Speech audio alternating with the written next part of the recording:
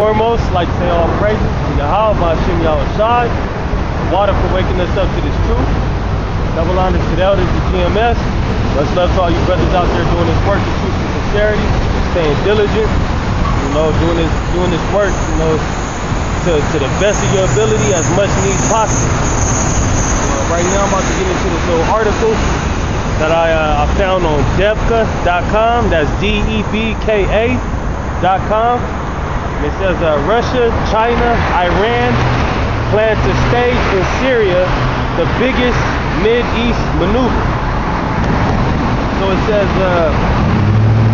the Middle East military tensions around Syria shot up again Monday, June 18th, with the news reported by the semi-official Iranian news agency Fars that a joint Russian-Chinese-Iranian exercise is to take place in Syria. It was described as the biggest of its kind ever staged in the Middle East, with 90,000 personnel, that's 90,000 military troops, 400 airplanes, and 900 tanks taking part. So you already know, man, the Most High, he's raising up that spirit of war, man. It's already war happening throughout the rest of the land, man, but now the Most High is raising up that spirit of world war, the third world war. That's the third world that's talking about in Revelation.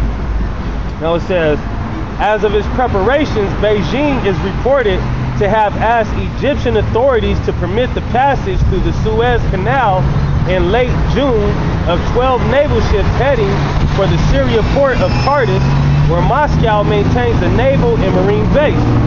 So it's letting you know that this may take place toward the end of this month, man. So we might be going into World War III toward the end of this month, man. That's how close we are to getting the fuck up out of here. It says, Debka File, which is the website that it's from, says Debka File reported earlier this week that Russian naval vessels with Marines on board were heading for Tartus. The Iranian media did not itemize their contribution to the joint exercise, because they don't want the Western powers knowing what they're about to bring to the table, man. Because we know that they maintain nuclear capability, man, if they don't already have nuclear missiles. Which I pray to the Most High they do, man, so we can kick this shit off. Now it says, Debka File stresses that this would be the first time that substantial Russian and Chinese military strength has ever been deployed in Syria or anywhere else in the Middle East. It means that the two powers are prepared to parade their unabashed partnership with the Iranian and Syria armies for the shared purpose of obstructing U.S., European, Arab military intervention in Syria. So it says they're showing this for the sole purpose to showboat in front of the Western powers and Arab powers to intervene with them getting into the conflict with Syria. So basically, they're hoping that they're not going to engage any more warfare while this exercise is happening. Which, Lord will, they keep on engaging the warfare, man, and this kicks off World War III. It says a large-scale Russian and Chinese military presence in the embattled country would expect to deter the United States from leading a military operation against Bashar Assad and his regime. No date was attached to the report, but the exercise may possibly take place before the end of the month. So we might be in World War III, man, by July. This Independence Day might be the representation of the independence for Israel, man. For Yasharala, man. The Negroes, Latinos, and Native Americans. Right. It says the large-scale maneuver was announced in Tehran on the first day of nuclear crisis talks in Moscow between Iran and the six world powers. Their third attempt to resolve the crisis by diplomacy. However, Russian and Iranian sources close to the talks were pessimistic about the progress. An Iranian delegation member complained the atmosphere was harsh and unconstructive. A Russian source saw no way of bridging U.S.-led Western differences with Tehran when the parties reconvened Monday. Debka File also notes that the big joint Russian-Chinese-Iranian exercise at sea, the Navy, air, the Air Force, and land on Syrian soil, which is the other military, the Marines. was released for publication shortly before U.S. President Barack Obama was due to meet Russian President Vladimir Putin at the G20 summit in Mexico. So, with that, man, we about to get into the prophecies of World War III, because that's what's getting ready to happen, man. You see, the Most High's word is never going to come back void. So he's accomplishing what he put forth in times of old before the world was even created, man. So let me get 2 Peter chapter 3.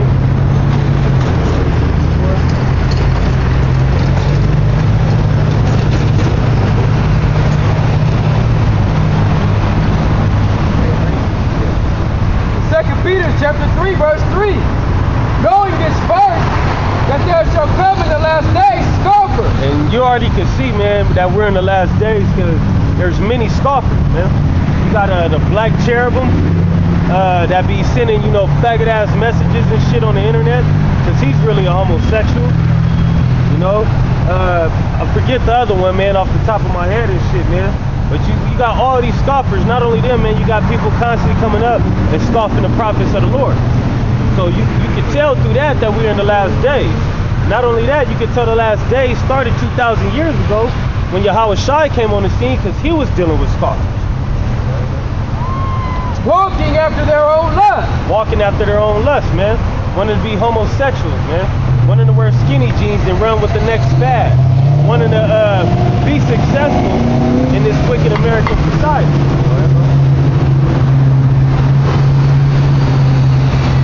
And say, where is the promise of his coming?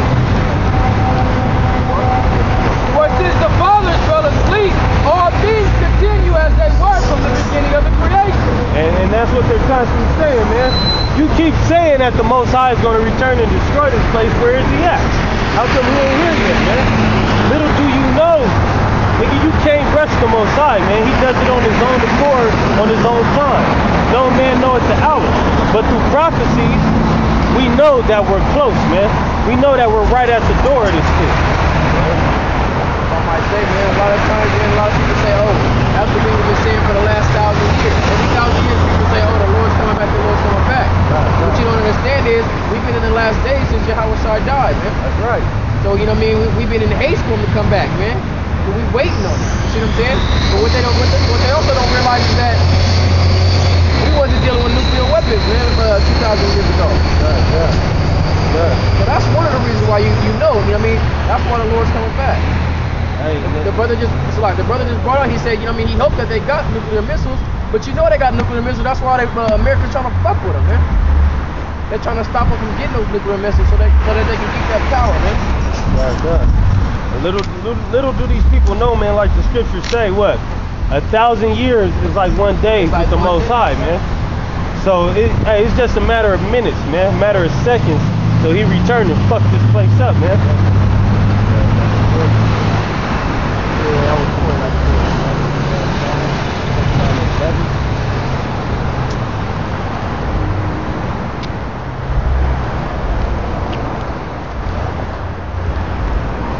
So we at the door, we right at the door of this thing, man. America's about to be destroyed, man. So you better go smoke all the crack you can smoke, go fuck all the bitches you can fuck, man. Go do all the drugs that you can do, man, before this land gets burnt up with thermonuclear fire. Psalm chapter 49, verse 11.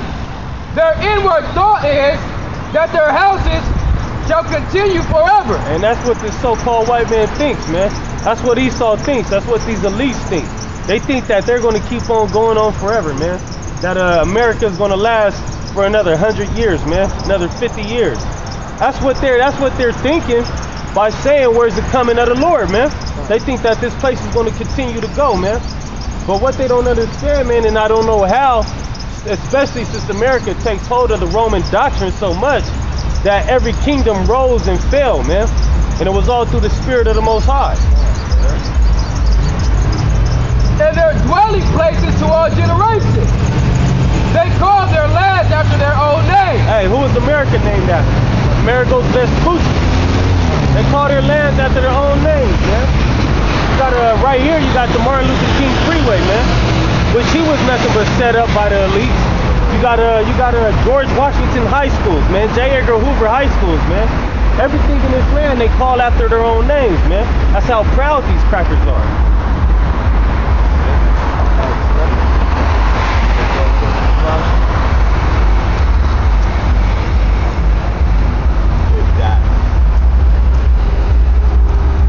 This is Job chapter 14, verse 5. Seeing his days are determined, the number of his months are with thee.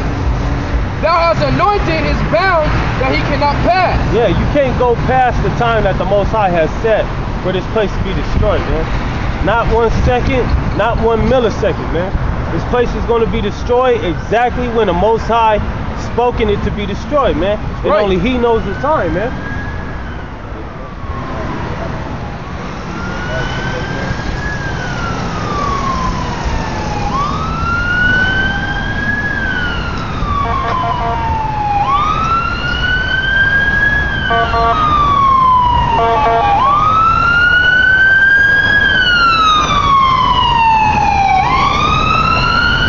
Yeah, so like the scriptures say, man, you're not going to get 1 second more than you're supposed to, man.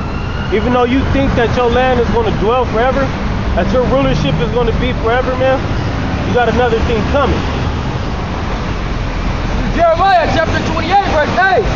The prophets that have been before me and before thee of old prophesied both against many countries and against great kingdoms, and of war, and of evil, and of pestilence. That's right. So the prophets that were before are back here now, man. They prophesying the same thing, man. They prophesying the downfall of this country, man. The downfall of these wicked nations, so the ushering in of the kingdom of heaven can be established. And Israel, which are you Negroes, Latinos, and Native Americans, can be put back to your rightful place, man, as rulers of this earth, man, and of the universe. Under Yahweh, then under Yahweh Shai. Then after that, under King David, then under the 12 apostles, man.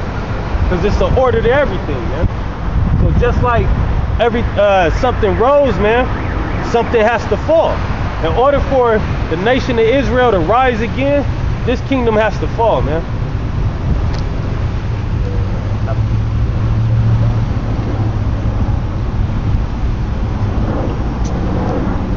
So yeah, the prophets are back today, man, to tell you that you ain't gonna escape your judgment, Esau. All you so-called white people, man, you're gonna get put to death. The ones gonna be taken out of this world is gonna be put to slavery, man. You're gonna give birth back to all these wicked ass crackers, and they gonna serve hard bondage along with you and the rest of these nations for 1,000 years. And then you're gonna get exterminated, man. So you got great judgment coming to you. Habakkuk chapter 2, verse 1. I will stand upon my watch and set me upon the tower. That's right. And usually what are the persons that's watching upon the towers, man? When they see war coming, they blowing the trumpets, man, and warning the people. That's exactly what we're doing right now. And will watch to see what you will say unto me, and what I shall answer when I am reproved. Right. And the Lord answered me and said, write the vision and make it plain upon tables, that he may run that readeth it. That's these scriptures, man. The vision that's written plain upon the tables, man, that's these scriptures and the truth of these scriptures, man. For the vision is yet for an appointed time. For the vision is yet for an appointed time. When this was written, when this was taken down, the vision was yet for an appointed time to come. But at the end it shall speak and not lie. But at the end it's going to speak and it's not going to lie, man. The vision that was said and foretold to come is going to happen. Though it tarry, wait for it. Though it tarry, wait for it, man. Though it may seem like it's about to take forever to happen, wait for it because it's going to happen. Because it will surely come. It will not tarry. Behold, his soul which is lifted up is not upright in him, but the just shall live by his faith. Hey, and his soul that's not upright in him, that's crackers, man. That's Esau. Because you were born to be the wicked, man. You were born to be the Lord's sword to punish the nation of Israel. You know it's talking about Esau because it says that the just shall live by faith. Esau is not just, man. Yeah, Esau is not just.